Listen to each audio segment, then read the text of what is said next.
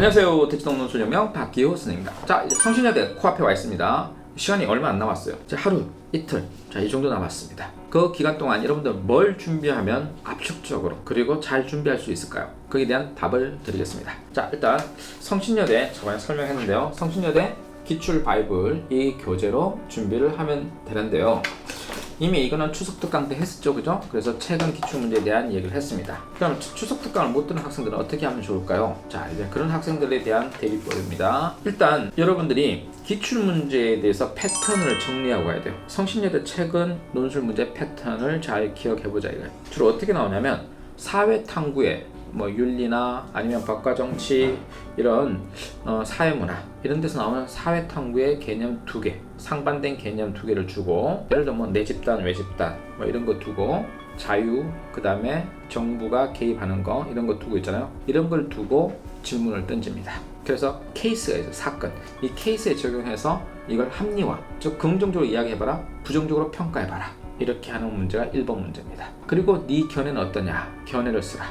그러니까 평가하고 견해를 쓰라 이거예요. 근데 우리가 뭐 100분 만에 쓰려면 결국 800자 밖에 못 써요. 뭐 여러분들 뭐 욕심내서 천자를 100분 만에 쓰기는 힘들 거예요. 그래서 목표는 800자로 잡고 50분 해서 끝을 낸다, 이렇게 생각하면 되고요. 그 다음에 2번 문제는 패턴화되어 있는데, 최근 문제 경향을 보면 이런 식이에요. 제시문 가지고 이제 상황을 정당화하고, 그 다음에 또 부정하고 비판하고, 이렇게 해서 문제점을 지적하고 그 문제점에 대한 대안을 제시해라, 이런 패턴으로 되어 있어요. 그러니까 하나의 패턴적으로 되어 있으니까 패턴을 반복해서 학습하면 됩니다. 혹시 뭐 박기쌤 학원에 와서 공부하는 학생들도 있겠지만 마지막까지, 그래서 이렇게 첨삭 받으면서 심리적 테라피, 심리적 안정을 얻는 친구들도 있겠지만, 그렇지 못하고 지방에 있거나 아니면 사정상 지금 시험장 근처에서 준비를 하고 있는 친구도 있죠. 집에서 준비하고 있는 친구들, 이런 친구들이 있을 겁니다. 이런 친구들은 어떻게 하느냐, 인강의 기출문제를 다운로드 받아서 일단 풀고, 그 다음에 해설 듣고 예시답안 100개 써보고, 이걸 반복적으로 합니다. 자, 마지막 남은 날 어떻게 해야 돼요? 이런 전화 되게 많이 옵니다. 선생님, 저 이제 남은 게 12시간 남았어요.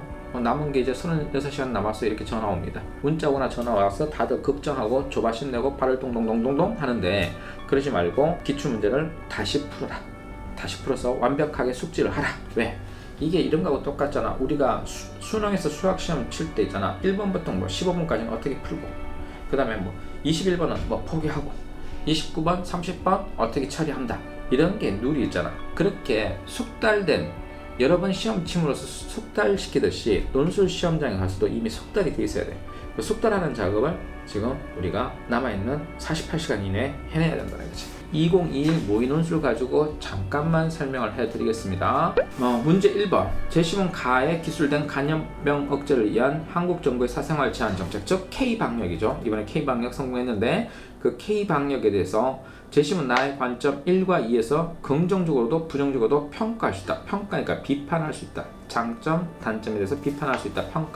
평가니까 공식이 뭐야? 대지, 기내, 대상, 지점, 기준, 내용. 그렇게 해서 한 단락 400자 쓰는 거야. 그리고 나의 1, 2의 관점에서 어떻게 긍정적, 부정적 평가가 가능한지 각각 그 근거를 쓰다. 근거 P, Q, 즉 주장. 긍정적이다. 왜냐하면 P, 이렇게 해서 PQ 형태로 논리적으로 서술하는 거지. 그래서 대지 견해로 한 단락 400자 쓰고, 자, 이제 한국 정부의 정책에 대해서 자신의 견해를 쓰라. K 방역에 대해서 네 견해를 쓰라. 근데 네 견해를 쓰는데 이게 긍정적일 수도 있고 부정적일 수도 있잖아. 이게 찬반의 쟁점이 있을 경우에는 무조건 어떻게 해서 주, 이, 반, 제, 주장, 이유, 반론, 재반박, 재주장, 이렇게 해서 또 한 단락 쓰는 거지. 그래서 2개 단락으로 400자 쓰는 연습을 하면 되겠다 이거. 이렇게 패턴화되어 있으니까 패턴대로 연습을 하라 이거. 자, 이제 문제 2번 다시 한번 붙여볼까? 문제 2번 보겠습니다.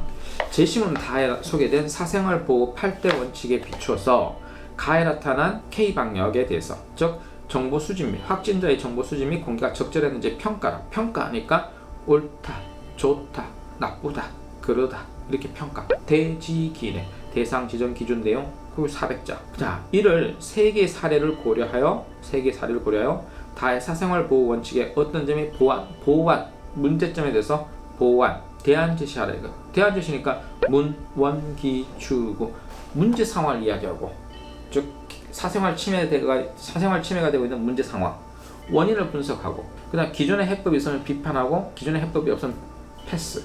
추상적인 해결 방안은 원인을 제거하는 쪽으로 가고, 그 추상적 해결 방안에 따라 구체적인 방법을 제시해서 요게 400자. 이렇게 글을 쓰는 패턴으로 쓰면 된다.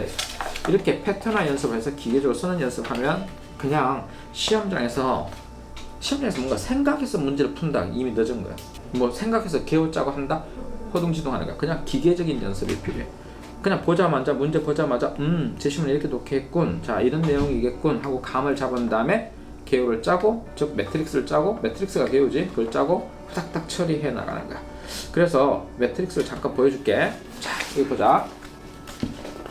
이제 1번 문제 매트릭스. 1번 문제 매트릭스 보면 평가 했으니까 지점, 그 다음에 대상과 지점, 대상 안에 지점, 의무주의와 공리주의, 기준이 있고, 대상 안에 지점, 거기에 대해서 평가 내용. 그렇게 해서 일단 평가를 먼저 하고, 그 다음 여기서 긍정적 평가와 부정적 평가, 긍정적 평가와 부정적 평가가 있을 수 있지. 거기에 따라서 정당화 이유를 밝혀서 이거 한 달라. 그리고 자신의 견해 제시 하는데 주의 반제제로 견해 제시 이렇게 하면 된단 말이에요. 자, 2번 문제는 매트릭스를 보면 여기 자 기준을 제시하고 있어요. 제시문 나의 사생활 보호의 8대 원칙. 요 기준에 따라서 그리고 사례, 수집 및 공개, 관리, 그 다음에 평가에 대해서 차례대로 정리를 했어. 그 다음에 이제 대상, 한국정부 K방역의 확진자 처리에 대한 얘기, 그리고 거기에서 비판할 지점, 요것에 관련된 거 이런 패턴을 보이고 있지. 그래서 이제 내용, 개인정보 수집, 그 다음에 관리, 평가 과정에서 문제점이 있다 또는 적절하다 이렇게 평가를 하고, 거기에 따라서 기준, 사례 1, 사례 2, 사례 3에 대해서 기준, 대상, 지점, 그 다음에 보완점 이렇게 매트릭스를 짜면 된다. 자, 이렇게 짜면 이건 시험장에서 개요를 짜는 거라고 생각하면 돼. 이 표 안에 그냥 제시문에 있는 글자를 집어넣어 가지고 네가 글을 쓰기 쉽게 만드는 거야. 그래서 이제 예시 답안을 한번 100개 써보고 매트릭스 한번 100개 써보고 이렇게 하면 충분히 준비가 될 것이다. 그래서 혼자서 대비할 수 있는 방법은 먼저 문제를 풀어보고 자료를 다운받아서, 그리고 해설 강의를 듣고, 그리고 다시 예시 답안을 100개 써보고 박교수님 매트릭스를 어떻게 짰는가 확인하고, 이런 과정을 거치면 여러분이 심적으로 좀 안정이 될 것이다. 자, 이걸 혼자서 할 수 있으면 혼자서 집에서 하시고, 혼자서 할 가능성이 없다, 너무 불안하다, 그러면 박교수님 학원을 오시면 된다. 자, 여기까지 해서 여러분이 성신여대 시험을 잘 치고 오기를 바라는 간절한 마음에서 주는 팁이다. 시험장에서 박교수님이 함께 할 겁니다. 열심히 하시기 바랍니다. 여기까지 박기호 원수입니다.